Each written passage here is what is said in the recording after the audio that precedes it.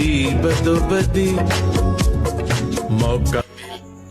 Actually मैं आपको कुछ और दिखाना चाहता था, बट आप इजीली रुकोगे नहीं, तो अब ये वीडियो देखो। तुम जानते हो, तेरा बाप जानता है, तेरी माँ रंडी है। अरे माधर चौदह, अगर मेरे परिवार तक कोई बहन का लोड़ा, राहुल गांधी को बोलूंगा चपरासी से बदतर है। राहुल गांधी ये हरिदास पाल गांडू। मोदी जी ने उनकी बहन को उनकी ऐसी की तैसी करना हमारे जात से उनके घर। एक्चुअली मैं मोदी जी को रोता देखकर तो मुझे भी बुरा लगा कि कोई भला किसी की माँ को गाली कैसे दे सकता है, बट रियलिटी ये है कि यही भारत की राजनीति है और मोदी जी भी उसी राजनीति का हिस्सा हैं। इसीलिए मोदी जी भी कांग्रेस की विधवा और 50 करोड़ की गर्लफ्रेंड जैसे शब्दों का इस्तेमाल करते नजर आते हैं। कांग्रेस की कौन सी विधवा थी जिसके खाते में रुपया जाता था? 50 करोड़ की गर्लफ्रेंड देखी है?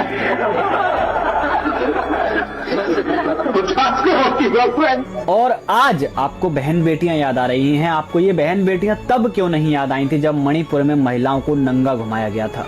जिन्होंने मेरी मणिपुर वाली वीडियो नहीं देखी है, जाकर अकाउंट में देखिए, आपको पता चल जाएगा कि एग्जैक्टली हुआ क्या था। JP, which does not even look for the accused when women are paraded naked 77 days later। पूरे साल भर में सैकड़ों दौरे किए इन्होंने डोमेस्टिक पर, एक दौरा मणिपुर का नहीं किया। ओवरऑल मोदी जी ने कभी मणिपुर को प्रायोरिटी दी ही नहीं थी। और जब लड़कियों की हत्या करके उनको सरेआम पेड़ पर लटका दिया जाता है तब याद नहीं आता बेटियों का सम्मान। और जब 8 साल की आसिफा के हत्यारे और बलात्कारियों के साथ बीजेपी के नेता आकर खड़े हो गए थे तब आपको याद नहीं आया नारी का सम्मान। असल में रियलिटी यह है कि इंडिया की बेवकूफ जनता को बेवकूफ बनाए रखने के लिए इन पॉलिटिशियंस का आपस में लड़ते रहना बेबुनियादी मुद्दों पर बहुत जरूरी है। जब इन नेताओं के पास देश के हित में बातें करने के लिए बुनियादी बातें नहीं होती तब कोई किसी की माँ बहनों को कांग्रेस की विधवा और 50 करोड़ की गर्लफ्रेंड कहता है या फिर कोई किसी की माँ को गाली देता है।